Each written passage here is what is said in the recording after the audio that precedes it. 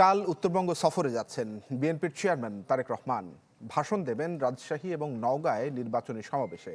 সেখান থেকে বগুড়া যাবার পথে অংশ নেবেন কয়েকটি পথসভাতে। রাতে থাকবেন পিতৃভূমি বগুড়ায়। তার সফরকে ঘিরে উচ্ছ্বসিত বিএনপির নেতাকর্মীরা। প্রস্তুত হচ্ছে বিশাল মঞ্চ, অপেক্ষায় নেতাকর্মীরা। দীর্ঘ ২২ বছর পর প্রিয় নেতাকে কাছে পাবেন তারা। বিএনপি চেয়ারম্যান তারেক রহমানের সফর ঘিরে ব্যাপক প্রস্তুতি চলছে রাজশাহীতে।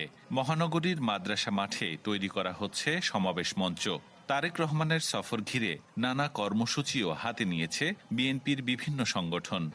প্রতিনিয়ত যে কথাগুলা, তার চমকপ্রদ কথাগুলা স্টেজে বলছে, কোনো সাউন্ড হলে পরে বলছে গুপ্ত গুপ্ত, ভ্যারাইটিস ভাবে তিনি তরুণদেরকে আজকে আকৃষ্ট করছে। দীর্ঘদিন পর উনি রাজশাহীতে আসবেন এবং জনসভা করবেন। জনসভাতে মানুষ যাবে, তিনার বক্তব্য শুনবে, তিনার যে দিক নির্দেশনা নেতাকর্মীরা সেটা শুনে সেটা আগামী নির্বাচনে বাস্তবায়ন করবে। আমাদের ব্যাপক প্রস্তুতি রয়েছে ইনশাল্লাহ। আমাদের এখানে লক্ষ লক্ষ মানুষ তারা তারেক রহমানকে দেখার জন্য, তিনার কথা শোনার জন্য অধীর আগ্রহের অপেক্ষা ইনশাল্লাহ। বুধবার সমাবেশ স্থল পরিদর্শন করেন বিএনপির স্থানীয় নেতারা। সংবাদ সম্মেলনে জানানো হয়, সমাবেশে ৩টি জেলার ১৩ জন বিএনপি প্রার্থীকে পরিচয় করিয়ে দেবেন তারেক রহমান। এই মুহূর্তে বাংলাদেশের মানুষ তার দিকে তাকিয়ে আছে।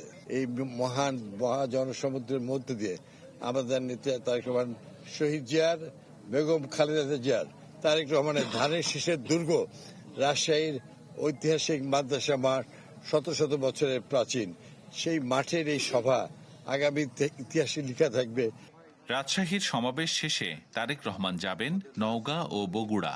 রাতে থাকবেন নিজ জেলা বগুড়ায়।